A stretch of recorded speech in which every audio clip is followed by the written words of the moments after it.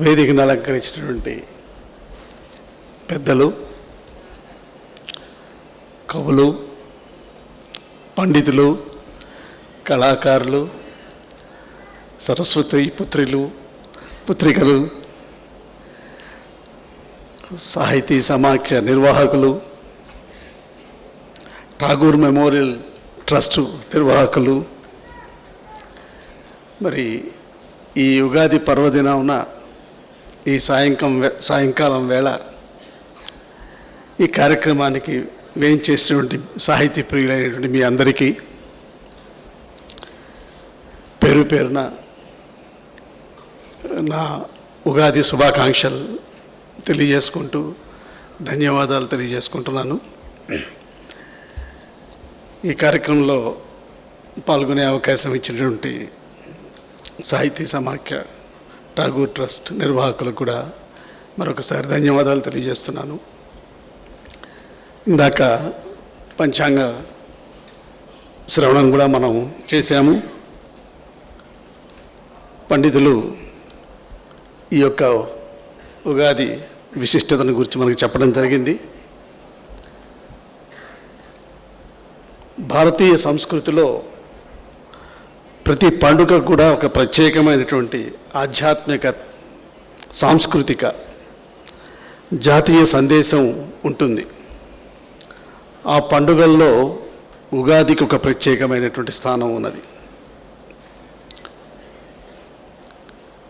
ఈ పర్వదినం కేవలం కాలమానం యొక్క మార్పును మాత్రమే సూచించటం కాకుండా కొత్త ఆలోచనలకు, సంకల్పాలకు, ఆశయాలకు శ్రీకారం చుట్టేటువంటి సందర్భాన్ని కూడా ఇది ఉగాది పండుగ సూచిస్తుంది.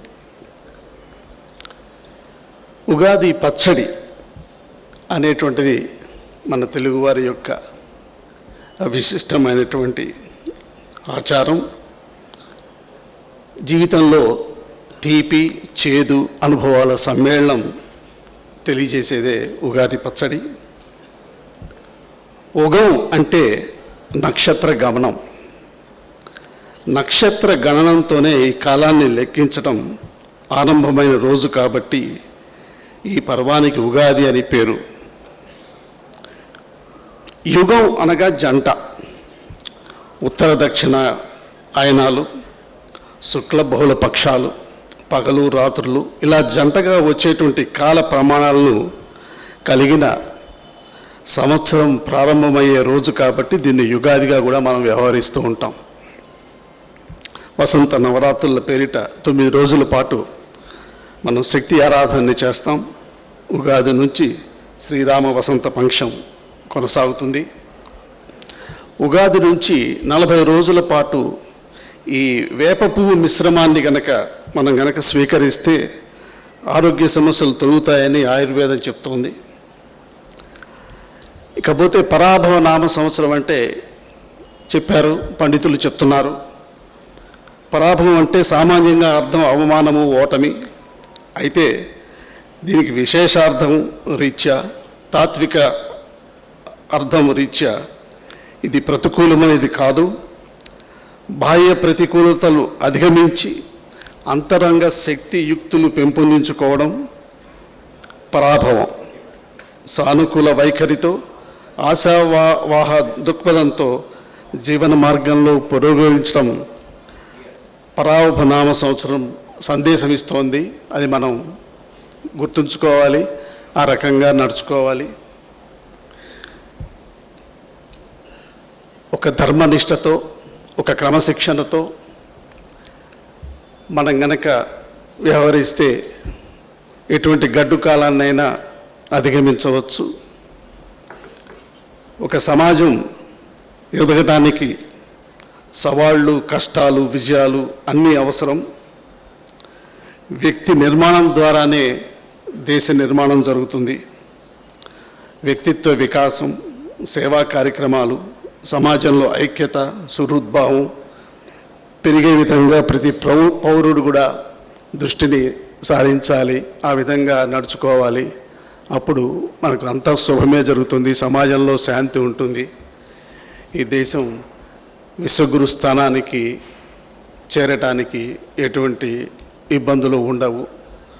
ఆ నేషనల్ స్పిరిట్ అనేటువంటిది, ఒక ఇండివిజువల్ డిసిప్లిన్ అనేటువంటిది ప్రతి మనిషి బాధ్యతగా అలవరుచుకుంటే, క్రమశిక్షణ అనేటువంటిది సమాజంలో కష్ట నష్టాలు పడుతున్నటువంటి వారికి చేయూత అందించవలసిన వారికి అందించటం, సామాజిక బాధ్యతని ఒక మనిషి ప్రతి పౌరుడు బాధ్యతగా కనుక తీసుకున్నట్లయితే ఆ మెరుగైన సమాజం ఏర్పడుతుంది, దేశం పురోగమిస్తుంది.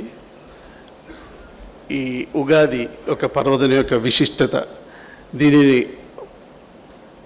సంవత్సరం ఆరంభము కాలానికి మరి ఆ బ్రహ్మదేవుడు ఈ రోజునే సృష్టిని ఆరంభించాడు కాబట్టి ఈ రోజును మనం స్ఫూర్తిగా ప్రతి సంవత్సరం కూడాను మన కర్తవ్యాన్ని మనం నిర్వర్తించడానికి, రాబో రోజుల్లో చేయవలసిన కర్తవ్యాన్ని మనం ఈ రోజు నుంచి ప్లాన్ చేసుకొని ఆ విధంగా క్రమశిక్షణతో పనిచేస్తే మంచి మంచి ఫలితాలను ప్రతి ఒక్కరూ పొందవచ్చు. ఇటువంటి తెలుగు సాహితీ కార్యక్రమాలకు తరచూ జరుగుతూ ఉండాలి. వాటికి మనం చక్కటి సహాయ సహకారాలు అందించాలి, మన యొక్క పార్టిసిపేషన్ చూపించాలి. అప్పుడే నిర్వాహకులకు కూడా ఎంతో ఉత్సాహంగా చేయటానికి జరుగుతుంది. ఇవాళ వేదిక మీద ఉన్న కళాకారుల్ని, పండితుల్ని, కవుల్ని, ఈ సాహితీవేత్తలను చూస్తుంటే వారికి ఒక్కొక్కరికి 2-3 గంటలు మీరు అవకాశం ఇచ్చినా కూడా తక్కువే అనిపిస్తుంది. ఎక్కడ మీకు ఒక్క నిమిషం కూడా మనకు బోరు కొట్టకుండా వారి యొక్క ప్రతిభా పాఠవాల్ని చక్కగా చూపిస్తారు. ప్రతి ఒక్కరికి కూడా ఆ తెలుగు భాషలో ఉన్నటువంటి మాధుర్యాన్ని, సంస్కృతంలో ఉన్నటువంటి ఆ మాధుర్యాన్ని మనం ప్రతివారు కూడా అనుభవించేటువంటి, సామాన్యులు కూడా అనుభవించేటువంటి పరిస్థితి ఉంటుంది. దానికి ఒక ఎంకరేజ్మెంట్, అటువంటి కళాకారులకు మనం ఎంకరేజ్మెంట్ చేయాలి. దీనికోసం ప్రభుత్వము, ప్రజలు అందరూ, ఆర్గనైజేషన్స్ కూడాను ఒక కామన్ ఐడియాతో మన సంస్కృతిని, మన సాంప్రదాయాన్ని నిలుపుకోవాలి, ముందు తరాలకు మనం అందించాలి. మరి అమ్మాయి విదేశాల్లో పుట్టి అక్కడ పెరిగినా కూడా పేరెంట్స్ తీసుకొని వచ్చి ఇక్కడ చక్కగా మంచి ఆ తెలుగులో అవధానం, ఆ చిన్న వయసులో అవధానం చేస్తోంది అంటే మరి దానికి చేస్తున్నటువంటి ఆ గురువు గారి యొక్క ప్రోత్సాహం, ఆ పిల్ల యొక్క కృషి, పేరెంట్స్ యొక్క ప్రోద్బలం, ప్రోత్సాహం, ఇవన్నీ కూడా చాలా ముదాహం. వారికి అన్ని విధాల ఆ కనకదుర్గమ్మ తల్లి భారతిని ఆశీర్వదించాలని కోరుకుంటూ నాకు ఈ అవకాశం ఇచ్చినందుకు మీ అందరి మధ్య మరొక్కసారి ధన్యవాదాలు తెలియజేసుకుంటూ సెలవు తీసుకుంటున్నాను. జై హింద్.